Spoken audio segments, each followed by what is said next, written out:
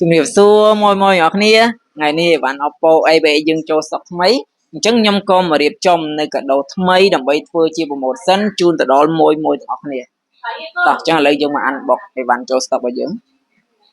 តោះអញ្ចឹងឥឡូវយើង unbox ជូនបងប្អូនយើងមើលតោះហាច់មកចូលមិនជាច្រើនទេបងប្អូនជើងនេះចូលប្រហាក់ប្រហែលតែរាល់ដងដែរ50ដើម60ដើមហ្នឹងបងប្អូន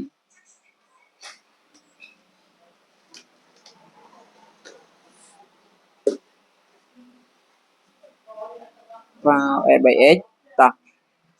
ហែកកេះថ្មីទៀត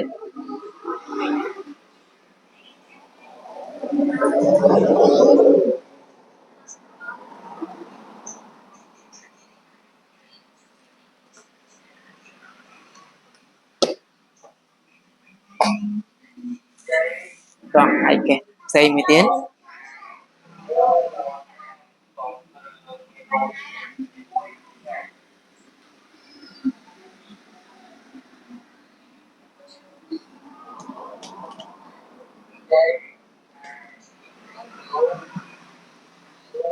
តោះហើយកេះផ្សេងមួយទៀតអូនកេះចុងក្រោយ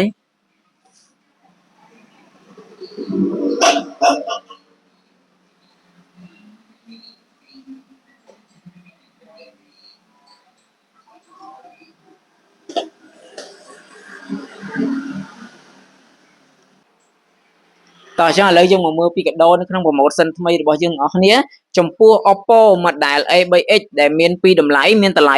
$109និងតម្លៃ$129រាល់ការទិញពីហាងមូលដ្ឋានយើងខ្ញុំបងប្អូនទទួលបាននៅកាដូចំនួន4មុខតោះអញ្ចឹងឥឡូវយើងមកមើលពីកាដូទី1កាដូទី1បងប្អូនទទួលបាននៅpower bank ដែលមានតម្លៃរហូតដល់$15ហើយបើសិនជាបងប្អូនអត់យកនៅ power bank បងប្អូនអាចបដូរជាកាស Bluetooth ក៏បានដែរតម្លៃ$15ដូចគ្នាហើយចំពោះកាដូដែលបន្ថែមពីខាងហាងមូលដ្ឋានយើងខ្ញុំមានចេញបានធានាជូនដល់បងប្អូនអរគ្នារយៈពេល2ខែតោះអញ្ចឹងឥឡូវកាដូពីរមុខនេះបើសិនមកបងប្អូនអត់ស្រឡាញ់ទៅលើ power bank ឬក៏កាស Bluetooth បងប្អូនអាចបដូរជា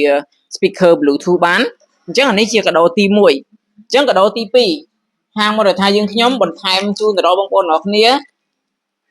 នៅ SIM Smart មួយគ្រាប់ទៀតដែលមានតម្លៃរហូតដល់$7ជូនដល់បងប្អូនមួយគ្រាប់ទៀតអញ្ចឹងកាដូទី2តោះអញ្ចឹងឥឡូវយើងមកមើលពីកាដូទី3កាដូទី3បងប្អូនទទួលបាននៅ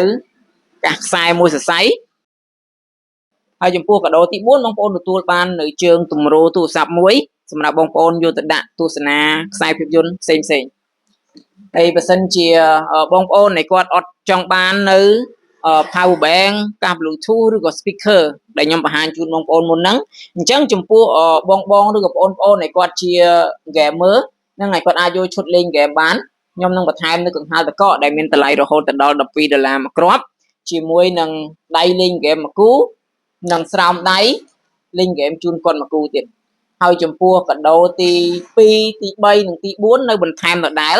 គ្រាន់តែបដូរឈុតទី1ជូនគាត់អរគុណច្រើនបាយបាយ